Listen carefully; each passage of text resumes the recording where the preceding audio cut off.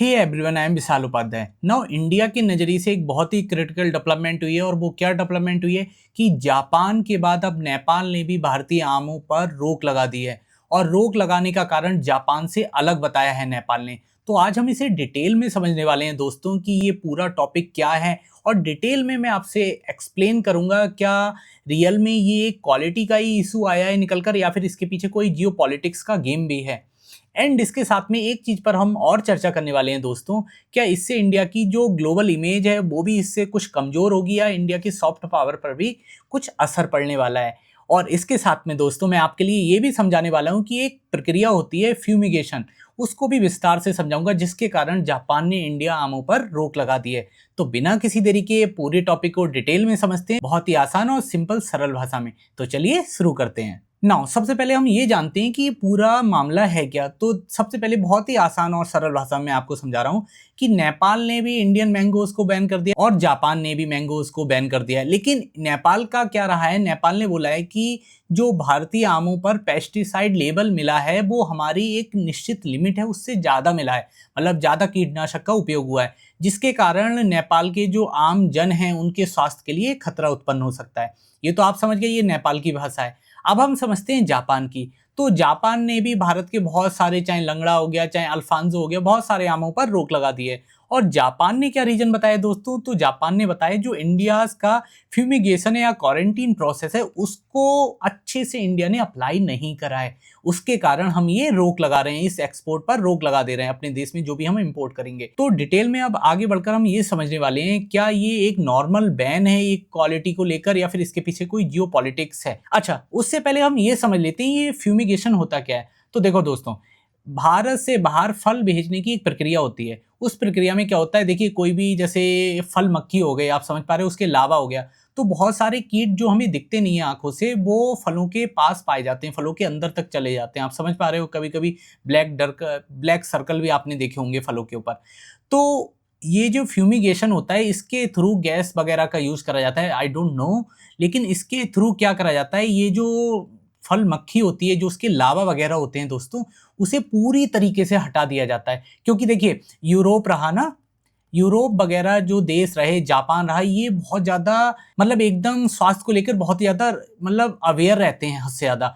तो ये लोग कहते हैं कि आपके यहाँ से कोई भी फल वगैरह आए तो वो क्लियर होना चाहिए कि उनमें कोई किसी भी तरीके का कोई भी मतलब कोई मक्खी कोई कीड़ा वगैरह नहीं लगा होना चाहिए। लेकिन इंडिया में क्या हुआ है, जो आम रहे हैं उन आम में अच्छे से फ्यूमिगेशन का यूज नहीं किया गया है, मतलब कहीं ना कहीं कुछ लीकेज रहा है, उस लीकेज के कारण जापान ने ये रोक लगा दी है। तो आप फ्यूमिगेशन के प्रोसेस को समझ गए और इसको थोड़ा मैं आपके लिए पर्सनली सुझाव भी दूंगा, इसे थोड़ा विस्तार से पढ़िए अपने एग्जाम के लिए, यूपीएससी हो गया चाहे पीसीएस के लिए। अच्छा, अब आप कहोगे यार आपने मेन इश्यूज तो समझा दिया, अब मेन जो पॉलिटिक्स है इसके पीछे वो समझाने की कोशिश करो। तो देखो दोस्तों, कोई भी इंटरनेशनल लेवल पर कोई भी ट्रेड होता है, कोई भी ट्रेड डिसीजन होता है, वो पॉलिटिक्स से तो अलग होता ही नहीं, और पॉलिटिक्स तो कहीं ना कहीं इन्वॉल्व भी होती है, हम सब जानते हैं। अब इसको सबसे पहले नेपाल के जो ये इशू रहा है उससे समझने की कोशिश करो। आप सबको पता है कि जापान वो नेपाल के अभी विदेश मंत्री कुछ टाइम पहले भारत में भी आए थे, उस पर भी मैंने वीडियो बनाया था। तो उन्होंने क्या करा है जापान ने, हम सब जानते हैं कुछ टाइम पहले इंडिया का लिम्पियोधरा हो गया, काला पानी का क्षेत्र हो गया, उसको लिपू लेक का क्षेत्र हो गया, उसको अपने देश में दिखा दिया कि ये नेपाल का अभिन्न अंग है, बिना भारत की परमिशन के, बिना किसी बातचीत के। तो हम सब समझ रहे हैं कि इंडिया और नेपाल के बीच में लगातार बॉर्डर डिस्प्यूट खुलकर सामने आ पा रहे हैं, समझ रहे हो। तो उसी बीच में 2020 से तो खास करना दोस्तों, 2020 से 2026 तक आप देखोगे तो भारत और नेपाल के जो रिलेशन है वो बहुत ही ऊपर नीचे हुए हैं, खासकर नीचे ही हुए हैं, समझ रहे हो। और इसका सबसे बड़ा कारण क्या है, क्योंकि वहां पर कोई स्टेबल गवर्नमेंट नहीं रही है नेपाल में, और उसी के कारण हम सब जानते हैं ये भी जो गवर्नमेंट है ये भी 6-7-8 महीने पहले बनी थी, है नहीं है। तो इन्होंने क्या करा, अपना नया नक्शा निकाला जिसमें दिखा दिया भारत के कुछ क्षेत्रों को, खासकर लिपू लेक, लिम्पियोधरा और काला पानी जैसे क्षेत्रों को दोस्तों। अब उसके बाद अचानक से इन्होंने देखा कि भाई जापान ने भी ऐसा कोई डिसीजन लिया है, तो क्यों ना हम पूरी दुनिया को दिखा दें कि हमारी यार फॉरेन पॉलिसी पूरी तरीके से फ्री है, पूरी तरीके से स्वतंत्र है। तो क्यों ना एक आम वाला डिसीजन खेल लिया जाए कि भाई बैन कर दो इंडिया के।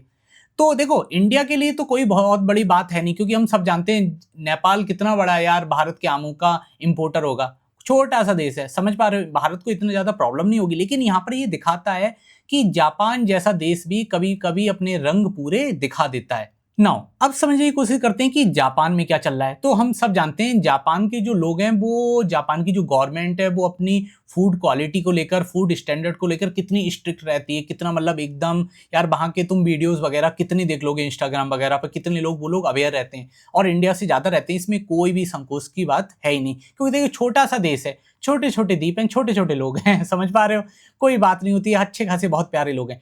लेकिन पॉलिटिक्स कहाँ जन्म ले लेती है? पॉलिटिक्स ले लेती है यार कि अगर आपको ऐसी कोई प्रॉब्लम आ रही थी तो आप इंडियन गवर्नमेंट से बात करते, आप बताते ऐसी ऐसी दिक्कत आ रही है। एकदम से बैन करने का डिसीजन कोई बहुत अच्छा डिसीजन नहीं है, जबकि हम सब जानते हैं इंडिया और जापान क्वाड के भी भाग हैं। आप सब समझ रहे हो इंडिया मतलब जापान के साथ विश्व मंच पर कितने अच्छे से साझेदारी निभाता है, एंड चाइना को काउंटर करने के लिए भी जापान और इंडिया साथ में एक बहुत ही क्रिटिकल रोल प्ले करते हैं। तो उसके बीच में इस तरीके से कुछ चीज़ें हो जाना, ये रिलेशन को थोड़ा डाउन कर देते हैं, हम सब समझ पा रहे होंगे।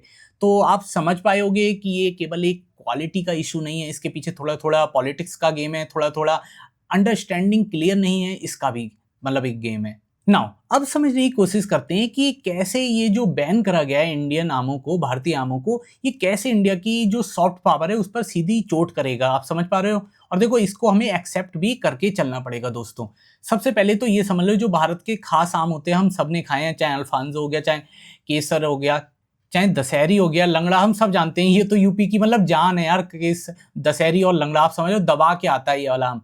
तो ये कोई मतलब ये कोई फल नहीं है यार, ये इंडिया का मेन मतलब कल्चर है, मेन संस्कृति है। और खासकर अगर इसे इकोनॉमी के नजरिए से भी ना देखें, अर्थ के नजरिए से भी ना देखें, तो ये भारतीय संस्कृति का एक बहुत ही ज्यादा महत्वपूर्ण भाग है दोस्तों। जिसके कारण मतलब आम, ये मानो आम हो गया, फलों में आम हो गया, आपको बताऊं तो आम को राजा बोलते हैं फलों का। और इंडिया में ये इतने मतलब हाई लेवल पर इसका प्रोडक्शन होता है, मतलब पूरी दुनिया में एक्सपोर्ट होता है। खासकर हम देखें अगर भारत के टॉप 5 मैंगो एक्सपोर्टर की हम बात करें तो उसमें सबसे पहले तो यार अमेरिका ही आ जाता है हमारा प्यारा समझ रहे हो। उसके बाद अपना मिडिल ईस्ट से यूएई आ जाता है, यूके आ जाता है, नीदरलैंड एंड सऊदी अरेबिया। तो कहीं ना कहीं जापान और नेपाल की तो बात ही नहीं है, लेकिन कहीं ना कहीं ये थोड़ा चोट दिखाता है कि भारत के मित्र देश अगर इस तरीके से कदम उठाएंगे तो भारत की सॉफ्ट पावर पर कहीं ना कहीं असर तो पड़ने ही वाला है। अब इस पर आपकी क्या राय है, प्लीज आप कमेंट सेक्शन में बताओ। वीडियो पसंद आता है तो इसे लाइक करो, चैनल को सब्सक्राइब करो। मिलेंगे नेक्स्ट वीडियो में न्यू अपडेट के साथ, तब तक के लिए नमस्कार।